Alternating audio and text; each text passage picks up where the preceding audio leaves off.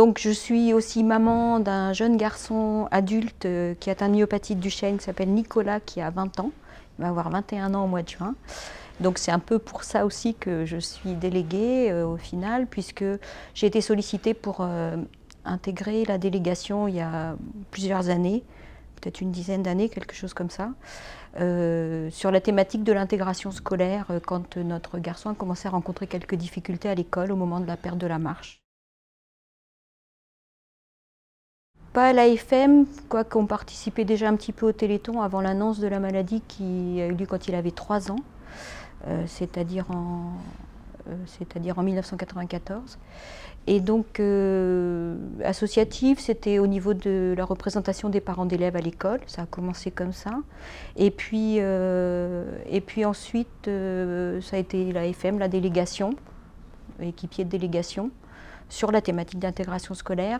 Et puis comme notre garçon a fait du foot en fauteuil électrique, il en fait ça depuis 10 ans aussi, du coup je suis maintenant présidente de l'association Électrofoot Brestois, où Nicolas fait du foot en fauteuil électrique en compétition. Voilà, on a une majorité, la moitié à peu près de nos joueurs qui sont atteints de maladies neuromusculaires, et pour l'autre moitié c'est d'autres types de handicaps, infirmité motrice cérébrale et autres. Voilà. C'est une question un petit peu difficile parce que le Téléthon, on le vit depuis plein d'années, donc il y a eu plein de bons souvenirs. Je peux peut-être juste citer, c'est difficile, hein, mais peut-être le dernier, c'est un peu lié à notre garçon, puisque c'est aussi, comme il grandit, c'est aussi son investissement à lui, sa participation à lui plus importante que quand il était petit, où il se rendait peut-être pas tellement compte quand dans ses jeunes années. Et là, il s'implique davantage, tout seul. Ça peut être, par exemple, on parlait de Radio U tout à l'heure, la radio universitaire. Il est allé témoigner de lui-même, il a fait une petite émission sur le sujet pour mobiliser les étudiants, pour des manifestations Téléthon, pour le foot fauteuil aussi, où le club participe. Et puis, il a lu un texte de slam, enfin, puis je l'ai écouté. Donc voilà, peut-être c'est un bon souvenir. En un mot, l'espoir. En plusieurs mots, l'avenir de notre garçon. D'abord, c'est parce qu'on est soi-même concerné, qu'on s'est impliqué, donc forcément on est intéressé.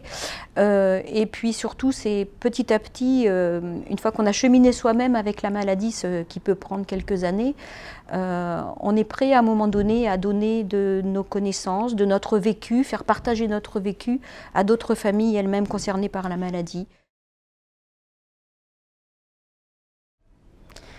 Je pense que les familles sont les premières concernées par les résultats